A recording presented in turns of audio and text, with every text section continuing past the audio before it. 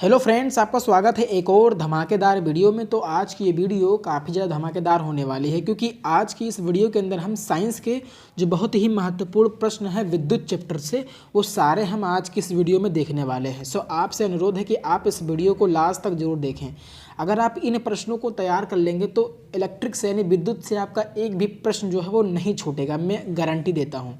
तो आपसे अनुरोध है कि आप इस वीडियो को लास्ट तक जरूर देखें। तो इस बार जो है वो 20 नंबर का ऑब्जेक्टिव टाइप आएगा और 50 नंबर का लिखने वाला आएगा। तो इस बार अति लघु उत्तरीय प्रश्न नहीं आएगा, लघु उत्तरीय और दीर्घ उत्तरीय आएगा। तो मैं आपसे एक चीज़ पहले ही बता देना चाहता हूँ कि इस बार जो प्रश्न है, कैसे प्रश्न पूछा जाएगा कि मान लीजिए जैसे ये प्रश्न, मान लीजिए इस बार क्या होगा कि अगर आपने कोई इस बार जो है 2 क्वेश्चन को एक क्वेश्चन बनाकर पूछा जाएगा। कैसे, आप अगर इस बात को नहीं समझ पाए हैं तो मैं आपको आगे बताता हूँ। जैसे कि पहला प्रश्न जो कि बहुत ही महत्वपूर्ण है कि विद्युत धारा से आप क्या समझते हैं, इसका मात्रक लिखें। तो ये तो हो गया अति लघु उत्तरीय प्रश्न। तो आवेश के प्रवाह की दर को विद्युत धारा कहते हैं। इसका मात्रक जो होता है एम्पियर होता है तथा यह एक क्या होती है, अदिश राशि होती है। 1 मिली एम्पियर में इतना होता है, 1 माइक्रो एम्पियर में 10⁻⁻6 एम्पियर होता है। तो ये हो गया विद्युत धारा। विद्युत धारा क्या है, इसे आप क्या समझते हैं? तो मेरा कहने का मतलब यही है, ये इतना छोटा इस बार बोर्ड एग्जाम में नहीं पूछा जाएगा। ऐसे पूछेगा कि बताइए कि विद्युत धारा से आप क्या समझते हैं, इसका मात्रक लिखिए और कोई एक न्यूमेरिकल उसमें लगा देगा। क्योंकि अति लघु उत्तरीय प्रश्न इस बार नहीं पूछा जाएगा। तो आपको ये नहीं समझना है कि इतना छोटा है तो ये बोर्ड एग्जाम में नहीं आएगा। तो बोर्ड एग्जाम में इसको आना है और इसके साथ में किसी अन्य चीज़ को भी लगाया जा सकता है जिससे क्वेश्चन को थोड़ा बड़ा बनाया जाए। तो आपको छोटा प्रश्न जो होगा अति लघु उत्तरीय, उसको भी पढ़ के जाना है क्योंकि वो भी प्रश्न में जोड़ दिया जाएगा और उसको मतलब 2 प्रश्न होंगे तो उनको एक बना दिया जाएगा। तो आपको क्या करना है, अति लघु उत्तरीय प्रश्न भी तैयार करके जाना है। तो पहला प्रश्न विद्युत धारा से है, आपको इसका मात्रक वगैरह सारा याद करके जाना है क्योंकि ऑब्जेक्टिव टाइप में भी मात्रक पूछता है कि इसे किस में मापा जाता है, तो आप मीटर में मापा जाता है। ये भी ऑब्जेक्टिव टाइप में पूछ सकता है। तो ये हो गया पहला प्रश्न। और दूसरा प्रश्न जो कि बहुत ही महत्वपूर्ण है कि आवेश से आप क्या समझते हैं, इसका सबसे छोटा तथा सबसे बड़ा मात्रक लिखिए। तो ये भी बहुत ही महत्वपूर्ण प्रश्न है। इसके साथ भी सवाल जो है वो जोड़ सकता है, मतलब दो क्वेश्चन को एक बनाया जा सकता है। ऐसे कि आवेश से आप क्या समझते हैं, फिर कोई न्यूमेरिकल दे दे। तो इस तरीके से प्रश्न जो है इस बार बोर्ड एग्जाम में पूछा जाएगा। तो आपको भयभीत नहीं होना है इस चीज़ से। तो कैसे लिखेंगे कि विद्युत धारा और समय के गुणनफल को क्या कहते हैं, वैद्युत आवेश कहते हैं। ये इसकी क्या हो गई, गणितीय परिभाषा हो गई। तो I बराबर क्या होता है, Q/T, यानी Q क्या है, आवेश है, T क्या है, समय है। तो I बराबर Q/T। I क्या है, धारा है, Q क्या है, आवेश है, T क्या है, समय है। या Q बराबर ऐसे निकालेंगे तो I × T हो जाएगा, धारा गुणित समय। तो विद्युत धारा और समय के गुणनफल को क्या कहते हैं, वैद्युत आवेश कहते हैं। तो इस तरीके से हो जाएगा। आवेश का एसआई मात्रक क्या होता है, कूलाम होता है तथा सीजक मात्रक क्या होता है, स्टेट कूलाम होता है। आवेश भी एक अदिश राशि होती है।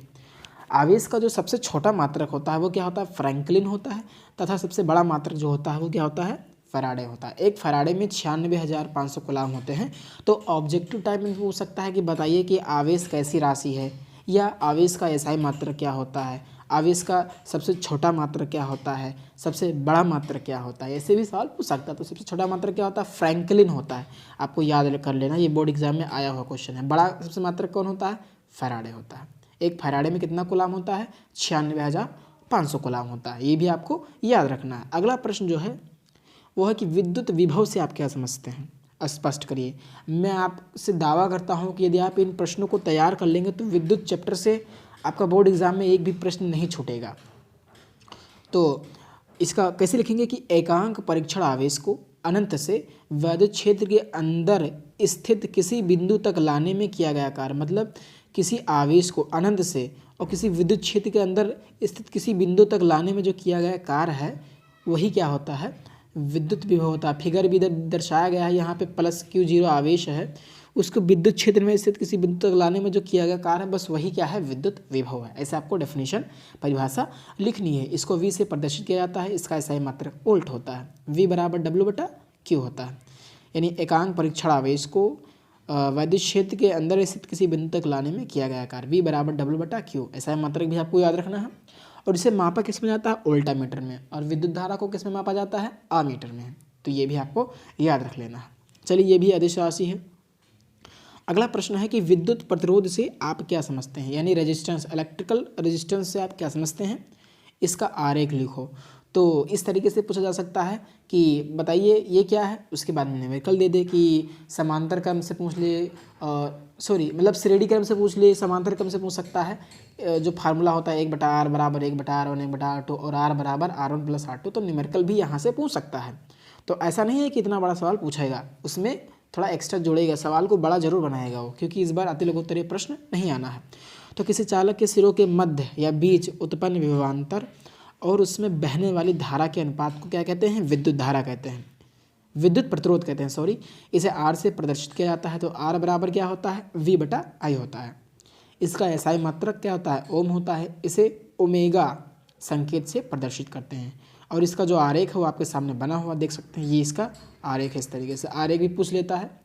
और एक माइक्रो ओम में कितना होता है और एक मिली ओम में कितना होता है, ये भी साथ पूछा गया है। तो आपको याद रखना है कि एक माइक्रो ओम में 10⁻⁻6 ओम होता है और एक मिली ओम में 10⁻³ ओम होता है। तो ये हो गया। अगला प्रश्न है विभवांतर से, कि विभवांतर को क्या करिए? परिभाषित करिए। तो किन्हीं दो बिंदुओं के बीच के विद्युत विभव के अंतर को विभवांतर कहते हैं, या एकांक आवेश को एक बिंदु से दूसरे बिंदु तक लाने में किया गया जो कार्य है उसे ही हम क्या कहते हैं? विभवांतर कहते हैं। इसका मात्रक भी क्या होता है? वोल्ट होता है। और अगला जो कि बहुत ही महत्वपूर्ण प्रश्न है वो ये है कि ओम के नियम को क्या करिए? स्पष्ट कीजिए, ओम के नियम को। तो सन 1828 ईस्वी में जर्मन वैज्ञानिक जॉर्ज साइमन ओम ने अपने प्रयोगों के आधार पर किसी चालक के सिरों के मध्य या बीच उत्पन्न विभवांतर V और उसमें बहने वाली धारा I के बीच पारस्परिक संबंध को बताने के लिए एक नियम दिया, जिसे उन्हीं के नाम पर ओम का नियम कहते हैं। क्या है ये ओम का नियम?